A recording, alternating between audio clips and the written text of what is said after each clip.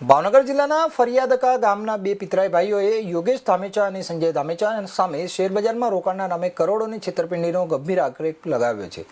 Police તપાસ મુજબ બંને રોકાણકારોને દર મહિને 20% વળતર આપવાનું વચન આપી મોટી સંખ્યામાં લોકોને પોતાની જાળમાં ફસાવ્યા હતા।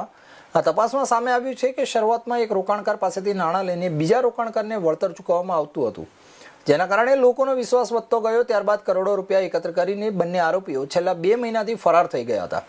પ્રારંભિક ફરિયાદમાં 7 રોકાણકારો પાસેથી રૂપિયા 1.3 કરોડથી વધુની છેતરપિંડીનો આક્ષેપ હતો। બાદમાં વધુ 8 ભોગગ્રસ્તો સામે આવતા ફરિયાદની રકમ વધીને રૂપિયા 1.29 કરોડથી વધુ થઈ છે।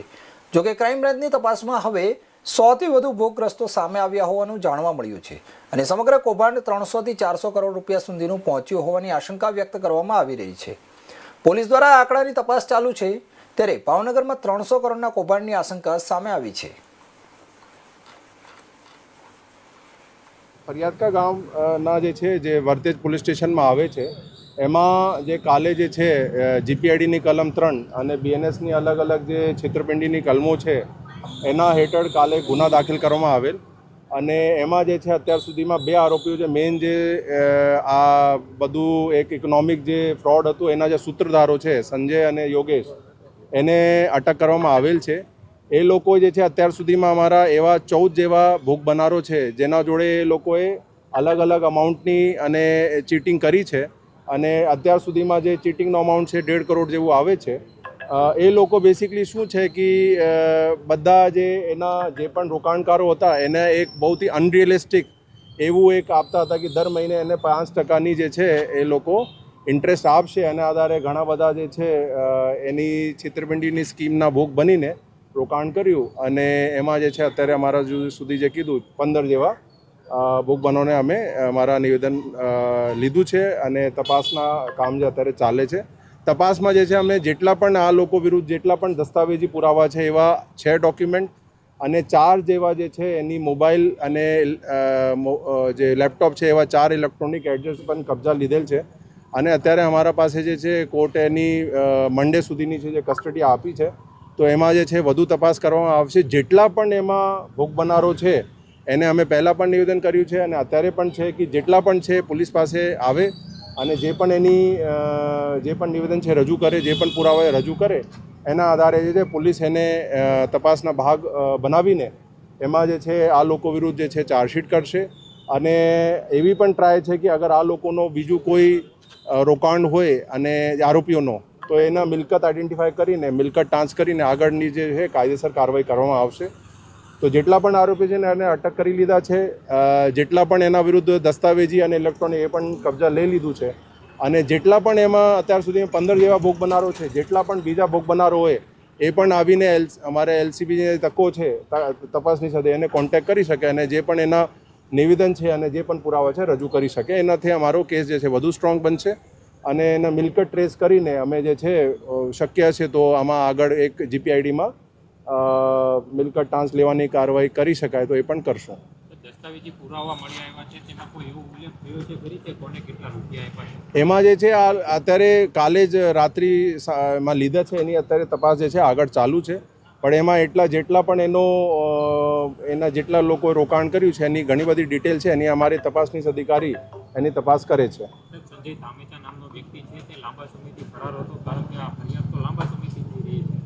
આ જે છે અમારા પાસે લગભગ 1 મહિના પહેલાં જે છે અરજી આવી હતી, અરજદારો આવ્યા હતા મારા પાસે, અમે તાત્કાલિક ધોરણે જે છે અમારી એલસીબી ટીમને લગાડી દીધી। આ બહુ એક મોટો ઇકોનોમિક ફ્રોડ છે, એમાં બધા પાસાઓની તપાસ કરવી પડે છે અને એ તપાસ અમારી ચાલતી હતી। સાથે જે છે આરોપીની શોધખોળ પણ ચાલતી હતી અને પછી જે છે અમે કાલે ગુનો દાખલ કરીને 2 આરોપી વિરુદ્ધ અટક કરી લીધા। જેટલા પણ આ લોકો વિરુદ્ધ જે પુરાવા હતું એ પણ અમે બધું કબજા લઈ લીધું છે, દસ્તાવેજી અને ઇલેક્ટ્રોનિક પુરાવા, અને જેટલા પણ એમાં ભોગ બનારો છે એનો નિવેદનની લેવાની પ્રોસેસ અત્યારે ચાલુ છે।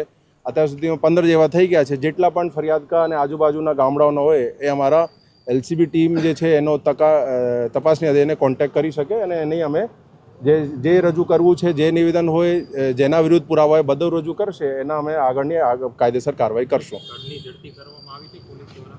ઘરની ઝડપી કરવામાં આવે એના જ ભાગરૂપે જે છે આપને જે કીધું બધું આ દસ્તાવેજી પુરાવા અને ઇલેક્ટ્રોનિક પુરાવાઓ છે જેમાં એના રોકાણની બધી સ્કીમની જે છે એની પુરાવા મળી આવ્યું છે અને અમે કબજા લીધું છે એ સાક્ષી કરીને. ફરિયાદમાં એવો પણ ઉલ્લેખ છે કે 1500 લોકો આના ભોગ બન્યા હોય. હા, એ જ કીધું કે એમાં ઘણા બધા બીજા પણ ભોગ બનેલા હોય એવા શક્ય છે.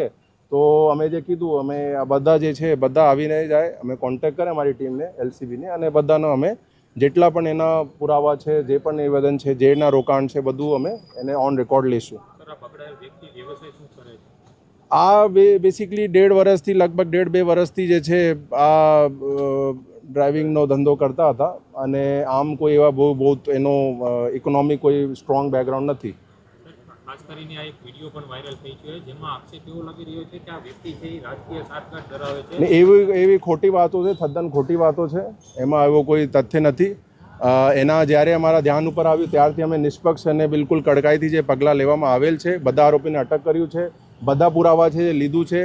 જે પણ એના ભોગ બારે અગેન હું રિપીટ કરું છું, આવીને પુરાવા રજૂ કરશે, અમે ઓન રેકોર્ડ લેશું. અંતિમ સવાલ, જે પ્રમાણે પ્રલોભન આપવામાં આવતું હતું, કેટલા ટકા છે તેના વળતર છે એ પરત આપવામાં આવતું હતું અને કેવી રીતના આ વ્યક્તિ છે લોકોને પોતાની જાળમાં લેતો હતો? એ મોટા મોટી જે છે એને થોડા બધાને થોડું લાલચ હોય છે. એને જે છે એને એવું જે કીધું કે 5% દર મહિના વળતર આપશું, જે બહુથી અનરિયલિસ્ટિક છે. કોઈ બી પણ એવા દુનિયામાં એવા રોકાણની સ્કીમ નથી. પણ એમાં લાલચમાં આવી જાય અને એના બધી ભાગરૂપે જે છે જેટલા નવા રોકાણકારો હતા, જે નવા રોકાણ કરે એ અમાઉન્ટ જે છે વળતર પેટે જૂના રોકાણકારોને આપે. તો બધાને એવું લાગતું હતું કે બહુ સારી એની કોઈ રોકાણની સ્કીમ છે, પણ ખરેખર એક અંગ્રેજીમાં એને કહીએ છીએ કે પિરામિડ પોન્જી સ્કીમ છે, જેનો એક સમય પછી જે છે બધું પતી જાય છે અને એમાં બધાનો પછી જે છે નુકસાન જ થાય છે. જેને પૈસા આપ્યા છે એમની પાસે કોઈ સબૂત નથી, હવે પરત એમને કેવી રીતના મળી શકશે? પોલીસ કેવી રીતના અપાવી શકશે? એમાં જે કીધું જે દસ્તાવેજી પુરાવા છે, એક અમારા પ્રાથમિક પુરાવા છે, બીજું જે પણ કીધું એનો નિવેદન છે. એના ભાગરૂપે જે છે અમે બધું આગળની તપાસ કરશું અને જે એના આગળની રોકાણ જે કર્યું આરોપીઓ એમાં અમે તપાસ કરશું. તો એમાં કોઈ મિલકત આઈડેન્ટિફાય થાય તો એના મિલકત ટ્રાન્સ લઈને અમે જેટલા પણ